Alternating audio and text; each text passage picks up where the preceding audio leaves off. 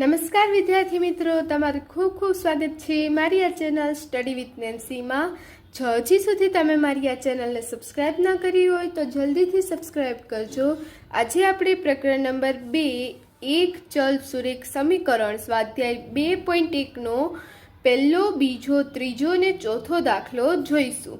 તો જુઓ, એમાં નીચે આપેલા સમીકરણોનો ઉકેલ મેળવો અને જવાબ ચકાસો. કે નીચે સમીકરણ આપેલા છે, આપણે સમીકરણનો ઉકેલ પણ મેળવવાનો છે અને પછી એના જવાબ ચકાસવાનો છે. તો જુઓ, પહેલું સમીકરણ આપેલું છે 3x બરાબર 2x વત્તા 18.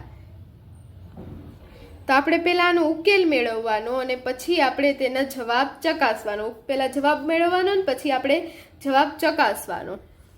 તો અહીંયા જોવો, આપણે આનો જવાબ ચકાસવો છે તો તેના માટે શું કરશું કે આ જે ચલવાળા પદ છે, ચલ, આમાં જે એક્સ છે એને ચલ કહેવાય. એક્સ છે, વાય છે, એવા જે એબીસીડીના નાની એબીસીડીના મૂળાક્ષર પાછળ લાગેલા હોય, જે આપણને ખબર ના હોય એને આપણે શું કહીશું? ચલ કહીશું. આ એક્સ ચલ છે. અને જેમાં ચલ ના હોય, આ 18 છે એ અચલ પદ છે, અને 3x છે એ ચલ પદ છે. તો શું કરશું? આ ચલ પદને એક બાજુ લઈ લેશું ઉકેલ મેળવવા માટે. એટલે માટે 3x ઓછા 2x બરાબર 18. આપણે શું કર્યું? આ 3x અને 2x બે સરખા પદો છે એક્સ ચલવાળા, તો એને આપણે આ બેને પાસે પાસે લઈ લીધા. પણ વચ્ચે કેની નિશાની છે? ઇક્વલ ટુની નિશાની છે. જ્યારે પણ આ વચ્ચે સમાનતાની નિશાની હોય ત્યારે આપણે શું કરવાનું? આને આપણી જમણી બાજુથી ડાબી બાજુ લઈ જઈએ તો સરવાળો હોય તો બાદબાકી, અને બાદબાકી હોય તો સરવાળો. ભાગાકાર હોય તો ગુણાકાર, અને ગુણાકાર હોય તો ભાગાકાર કરવાનો. તો અહીંયા જોવો શું છે, અહીંયા બેની આગળ કાંઈ નથી, સરવાળાની નિશાની છે. આપણે તેને આ બાજુ લઈ જઈએ, ડાબી બાજુ લઈ જઈએ એટલે શું થઈ જશે? બાદબાકી થઈ જશે. અહીંયા સરવાળો હતો, ડાબી બાજુ ગયું એટલે બાદબાકી થઈ ગઈ. એટલે માટે 3x ઓછા 2x બરાબર 18. તો હવે 3x માંથી 2x જાય, 3 માંથી 2 જાય તો કેટલા આવે? 1x. 1x લખો તો પણ ચાલે અને ખાલી x લખો તો પણ ચાલે, કેમ કે કોઈ પણ સંખ્યાને એક સાથે ગુણાકાર કરીએ એને જ સંખ્યા આવે એટલે x બરાબર 18. ફરી એકવાર 3x માંથી 2x થાય એટલે કેટલા આવશે? ખાલી x આવશે. 3 માંથી 2 જાય એટલે 1x. 1 ના લખીએ તો પણ ચાલે, એટલે x બરાબર 18. તો આપણને ઉકેલ શું મળ્યો? x બરાબર 18. પણ આપણે જે આની ચકાસણી કરવાની છે તો અહીંયા લખશું ચકાસણી. તો જો ચકાસણી કરવી તો આ રકમ જે આપેલી છે એ રકમ એક આપણે પાછી લખી લેશું. એટલે 3x બરાબર 2x વત્તા 18 લખી. હવે જ્યાં જ્યાં x, આપણે x ની કિંમત કેટલી મળી? 18. તો જ્યાં જ્યાં x છે ત્યાં આપણે 18 મૂકશું. એટલે 3 કૌંસમાં 18 બરાબર 2 કૌંસમાં 18 વત્તા 18. આપણે x ની કિંમત 18 ગોતી લીધી. હવે ચકાસણીમાં જ્યાં પણ આપણે x મળશે ત્યાં આપણે 18 મૂકી દેશું. એટલે 3 ગુણ્યા 18 બરાબર 2 ગુણ્યા 18 વત્તા 18.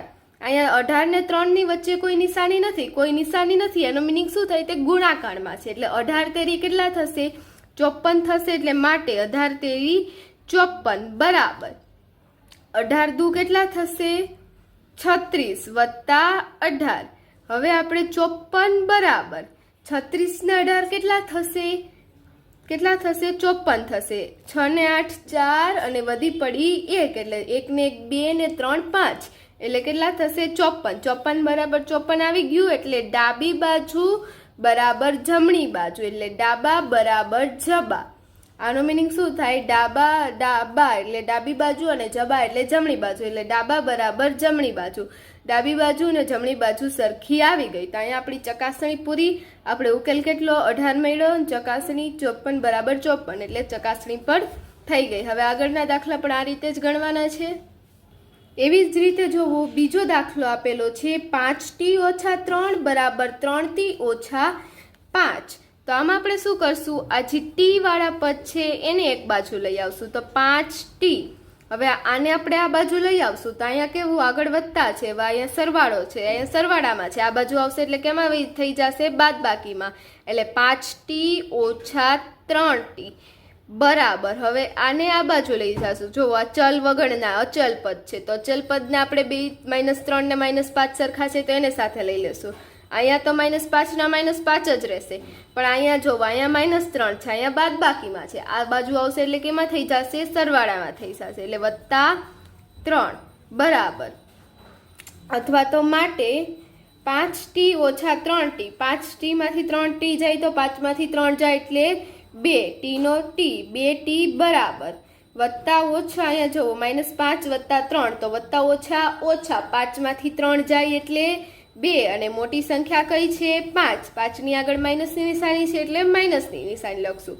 વત્તા ઓછા ઓછા જાય એટલે 5 માંથી 3 જાય એટલે 2 અને મોટી સંખ્યાની આગળ જે નિશાની હોય એ નિશાની લગાડવાની, એટલે 5 ની આગળ માઇનસ છે એટલે -2 આવશે. હવે જોવું અહીંયા કેવું 2 અને t વચ્ચે કેનો સંબંધ છે? ગુણાકારનો સંબંધ છે. તો હવે આપણે અહીંયા 2 અને t વચ્ચે ગુણાકારનો સંબંધ છે, આપણે 2 ને આ સાઈડ લઈ આવવું હોય તો શું કરવાનું? ભાગાકાર કરવાનું. ગુણાકાર હોય તો ભાગાકાર કરવાનું, ભાગાકાર હોય તો ગુણાકાર કરવાનો. t બરાબર -2 ના છેદમાં 2. અહીંયા ગુણાકારમાં હતું, આ સાઈડ આવ્યું એટલે કેમાં થઈ ગયું? ભાગાકારમાં થઈ ગયું. ઉપર હોય તો નીચે, અહીંયા જો ઉપર હતું આ નીચે આવી ગયું, નીચે હોય તો ઉપર લઈ આવવાનું. તો t બરાબર -2 ના છેદમાં 2. તો હવે છેદ ઉડાડીએ એટલે 2 × 2 અને આગળ કેની નિશાની છે? માઇનસની નિશાની, એટલે માટે t બરાબર -1. આપણને t બરાબર કેટલું મળ્યું? -1. આપણે હવે ઉકેલ મેળવી લીધો. હવે આપણે શું કરશું? ચકાસણી. એટલે ચકાસણી બરાબર રકમ લખી લેશું 5t ઓછા 3 બરાબર 3t ઓછા 5. તો અહીંયા જ્યાં આપણને t ની કિંમત કેટલી મળી? -1. તો જ્યાં t દેખાય ને આપણે શું લખી દેવાનું? -1 લખી દેવાનું. જ્યાં પણ t હોય આપણે ત્યાં -1 મૂકી દેવાનું રકમમાં. હવે 5 ગુણ્યા -1 કેટલા થાય? -5 થાય. 5 × 5 અને માઇનસની નિશાની અહીંયા આગળ લગાડશું. -3 બરાબર. હવે એવી જ રીતે 3 ગુણ્યા -1 કેટલા થશે? -3 અને -5 ના -5 મૂકી દઈએ. હવે ઓછા ઓછા શું થાય? બે નિશાની સરખી છે, ઓછા વત્તા 5 ને 3 કેટલા થશે? 8 અને મોટી સંખ્યા 5 ની આગળ માઇનસની નિશાની છે એટલે -8.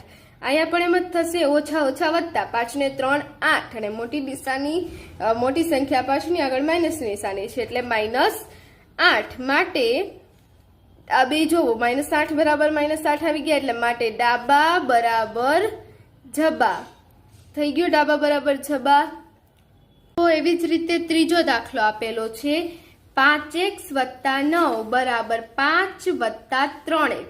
તો આમાં પણ એમ જ કરીશું આગળ કરતા હતા એવી રીતે કે આ જે x ચલવાળા પદો છે એને સાથે લઈ આવશું અને આ જે અચળ પદો છે એને સાથે લઈ આવશું. તો અહીંયા 5x ના 5x, 3x ને આ બાજુ લઈ આવીએ એટલે શું થઈ જશે? -3x. આગળ અહીંયા વત્તાની નિશાની છે, આ બાજુ આવશે એટલે માઇનસની નિશાની થઈ જશે બરાબર.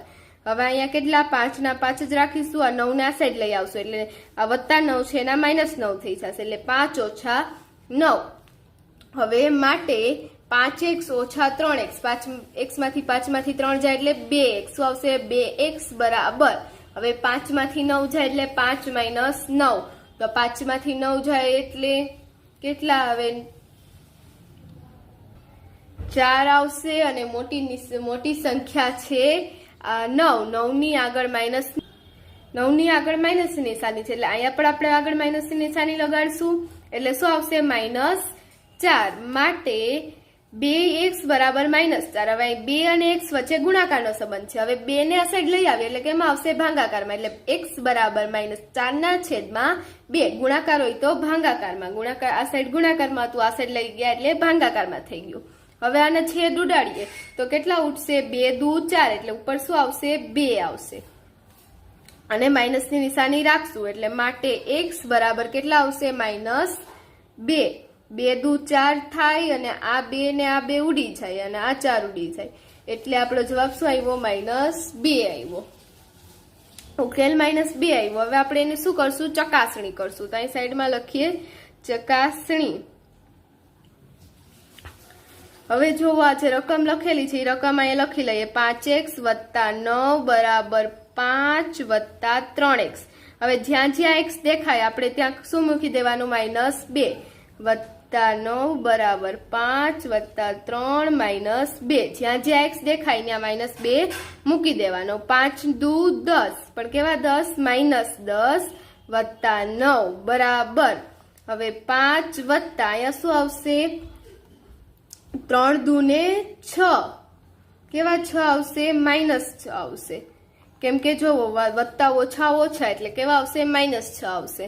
હવે અહીંયા વત્તા ઓછા શું થશે? વત્તા ઓછા ઓછા એટલે 10 માંથી 9 જાય એટલે 1, અને મોટી સંખ્યા 10 છે એટલે -1 બરાબર. હવે અહીંયા જોવો વત્તા ઓછા ઓછા એટલે 5 ઓછા 6, -1 બરાબર 5 ઓછા 6. 5 માંથી વત્તા, અહીંયા 5 ની આગળ કોઈ નિશાની નથી એટલે આપણે વત્તાની નિશાની સમજવાની. વત્તા ઓછા ઓછા 5 માંથી 6 એટલે 6 માંથી 5 જાય એટલે કેટલા વધે? 1 વધે. મોટી સંખ્યા 6 ની આગળ માઇનસની નિશાની છે એટલે અહીંયા પણ માઇનસની નિશાની થશે. માટે આ જોવો -1 બરાબર -1 આવી ગયું એટલે માટે ડાબા બરાબર જબા આવી. જોવો ત્રીજા દાખલાનો જવાબ આવી ગયો. એવી જ રીતે જોવો ચોથો દાખલો આપેલો છે 4z + 3 બરાબર 6 + 2z. તો આમાં શું થશે? 4z અહીંયા 4z અને 2z, 2z અચલવાળા z ચલવાળા પદ છે તો એને આપણે સાથે લઈ આવશું એટલે 4z ઓછા 2z બરાબર. હવે આ 6 છે, 6 ને અહીંયા જ રહેવા દેશું. આ 3 ને આ સાઈડ લઈ આવશે એટલે વત્તા છે એનું ઓછા થઈ જશે એટલે -3. જે વત્તા હોય એનું ઓછા કરી દેવાનું, ઓછા હોય એનું વત્તા. બીજી સાઈડ આવે એટલે સરવાળાને બાદબાકી અને બાદબાકીનો સરવાળો થઈ જાય. હવે તમે જોશો માટે 4z ઓછા 2z, 4z માંથી 2z જાય એટલે 4 માંથી 2 જાય એટલે 2 અને પાછળ z લખશું બરાબર 6 ઓછા 3, 6 માંથી 3 જાય એટલે 3. માટે હવે અહીંયા જુઓ 2z એટલે 2 ને z વચ્ચે ગુણાકારનો સંબંધ છે. હવે 2 ને આપણે 3 પાસે લઈ જઈએ તો અહીંયા ગુણાકારમાં છે, આ સાઈડ જશે એટલે કેમાં થઈ જશે? ભાગાકારમાં. એટલે માટે z બરાબર 3 ના છેદ. ગુણાકારમાં હતું એટલે આ બાજુ આવશે એટલે કેમાં વહી જશે? ભાગાકારમાં વહી જશે.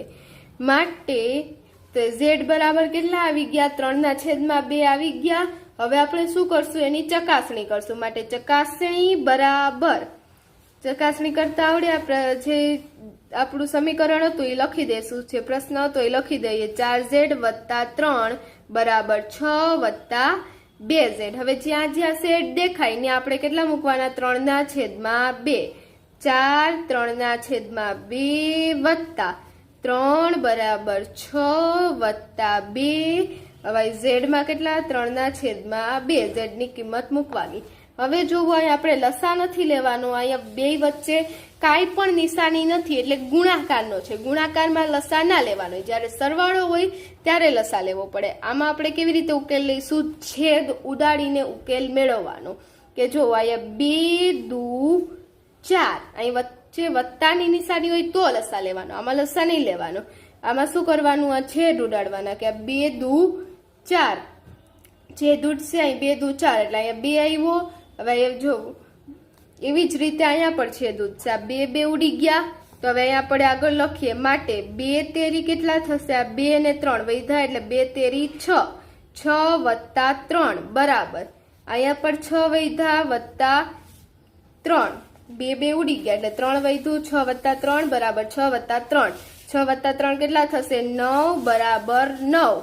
માટે ડાબા બરાબર જબા. તો આપણા ચોથા દાખલાનો પણ ગણતરી થઈ ગઈ. અહીં આપણો દાખલા નંબર 1 2 3 4 પૂર્ણ થાય છે. જો તમને વિડીયો પસંદ આવ્યો હોય તો લાઈક શેર સબસ્ક્રાઇબ કરજો. Thanks for watching.